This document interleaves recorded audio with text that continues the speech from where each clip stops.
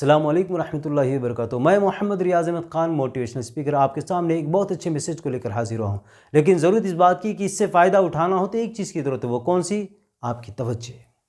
आपकी तवज्जो रहेगी तो बहुत सारी बातें आपके लिए बहुत कारआमद साबित होंगी, और तवज्जो ना हो तो मैं कितना भी बड़ा मैसेज दे दूँ आपके लिए बस टाइम पास का ज़रिया हो जाएगा, कुछ फ़ायदा ना होगा।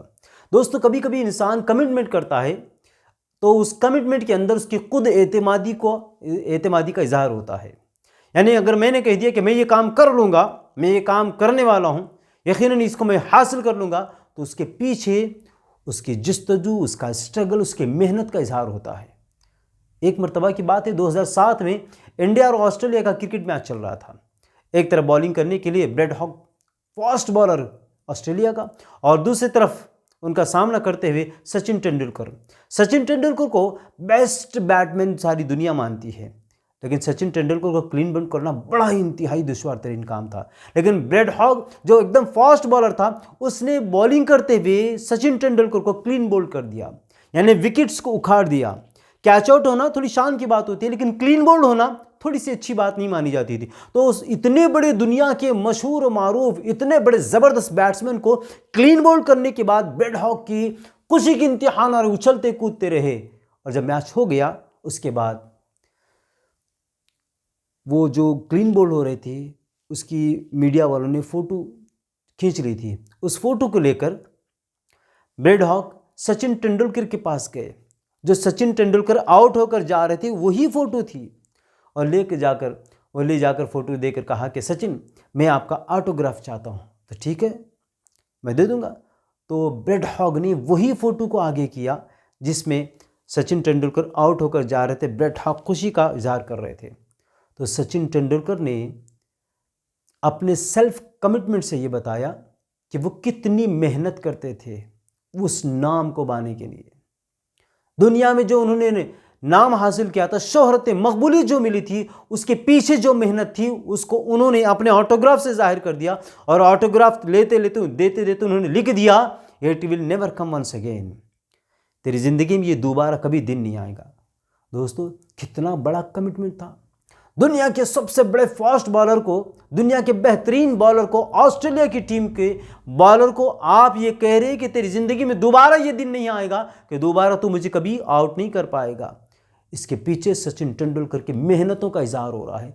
सचिन तेंदुलकर 4 बजे रात को उठकर स्टेडियम में आते और 4 बजे रात से प्रैक्टिस करते थे, तब जाके उनका सेल्फ कमिटमेंट। एक बार तूने कर दिया गलती से, कोई बात नहीं, लेकिन बार बार मुझे आउट नहीं कर पाएगा, ज़िंदगी में फिर दोबारा नहीं करेगा। तो दोस्तों, तारीख में उसके बाद 2007 के बाद ब्रेड हॉग और सचिन तेंदुलकर तकरीबन 50 मरतबा के करीब आमने सामने आए। कभी टेस्ट सीरीज में, कभी वनडे मैच में, कभी टेस्ट मैच में, कभी वनडे मैच में। मगर ब्रेड हॉग पूरी जिंदगी रिटायरमेंट तक कोशिश करता है, सचिन तेंदुलकर को आउट नहीं कर सका। क्यों? सेल्फ कमिटमेंट उनकी मेहनत का इजहार करता है। मैं आपको एक और बात बताता हूं। पाब्लो पिकासो, आप जानते हैं, दुनिया का बहुत बड़ा पेंटर, दुनिया का एक पेंटर ऐसा पाब्लो पिकासो। न्यूयॉर्क में एक मर्तबा किसी मुकाम पर वो कहीं जा रहे थे, तो एक लड़की दौड़ते हुए आई। कहा, आर यू पाब्लो पिकासो? क्या तुम पाब्लो पिकासो? तो कहा हाँ। तो कहा, मुझे फ़ौरन ऑटोग्राफ दीजिए, मेरी किस्मत खुल गई कि मैं आपको पाली हूँ, आप मुझसे मिल गए हैं, मुझे बस ऑटोग्राफ चाहिए। उसने कहा, ऑटोग्राफ तो मुझे आपका लेना है, लेकिन ऑटोग्राफ के साथ मुझे कुछ ऐसा ड्राइंग बना के दे दिए आप, ताकि दुनिया को मैं बता सकूं कि मैं आपसे मुलाकात का शर्फ हासिल कर चुके, मैं तुमसे मुलाकात की अपॉर्चुनिटी मुझे मिली है। पाब्लो पिकासो ने कहा कि ठीक है, कोई पेंसिल या पेपर मुझे दे दो। पेंसिल पेपर दिया गया। आधे मिनट के अंदर, 30 सेकंड, विदिन 30 सेकंड उसने एक स्केच बनाया और सिग्नेचर करके ऑटोग्राफ करके दे दिया और कहा कि इट्स माई गिफ्ट फ्रॉम। अब ये मेरी तरफ से गिफ्ट है। जैसे उसने कहा तो वो लड़की देखने लगी कि 30 सेकंड के अंदर ये स्केच जो बनाया है पाब्लो पिकासो, उसको गौर से देखने लगी। तो पाब्लो पिकासो ने कहा, it's a cost of 10 lakhs, 10 lakh रुपए की लागत की ये स्केच है मेरी ड्राइंग। वो परेशान हो गई।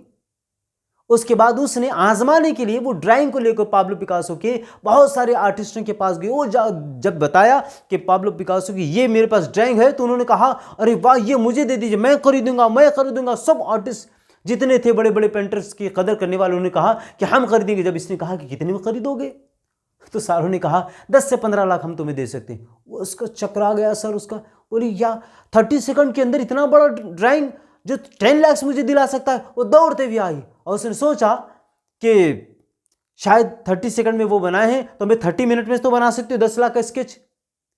उसके पास फिर से पाब्लो पिकासो के पास आई और कहा कि सर मुझे आप कुछ ऐसा बता दें कि मैं भी कुछ ऐसा ड्राइंग बना सकूं। आपने 30 सेकंड में आपने 10 लाख की स्केच बना दी। तो उसने कहा तुमने सिर्फ 30 सेकंड देखे हैं, तुमने सिर्फ 30 सेकंड देखे हैं जो मैंने स्केच बनाए हैं, लेकिन तुमने वो 30 ईयर्स नहीं देखे जो यहां तक पहुंचने के लिए मैंने मेहनत की है।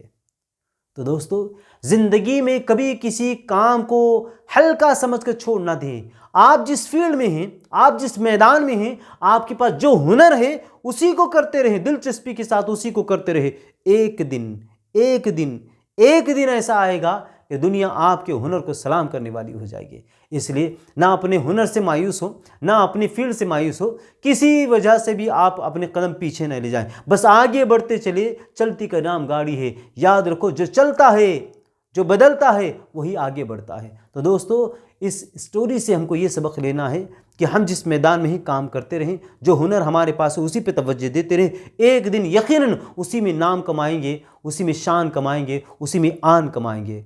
तो मैं उम्मीद करता हूं कि आपको ऐसे लगता है कि ये स्टोरी किसी की ज़िंदगी में भी हिम्मत और हौसला पैदा कर सकती है। तो आपकी हमारी जिम्मेदारी है कि इन स्टोरीज़ को, इन वीडियोस को दूसरों तक शेयर करें और ख़ुद भी सब्सक्राइब करेंगे और दूसरों को सब्सक्राइब करने की तलकीन भी करते रहेंगे। उम्मीद करता हूँ कि आप ज़रूर इस पर तवज्जो देंगे। इन्हीं बातों के साथ मैं इजाज़त चाहता हूँ। मोहम्मद रियाज़ अहमद खान, मोटिवेशन स्पीकर। अस्सलामु अलैकुम व रहमतुल्लाहि व बरकातुहू।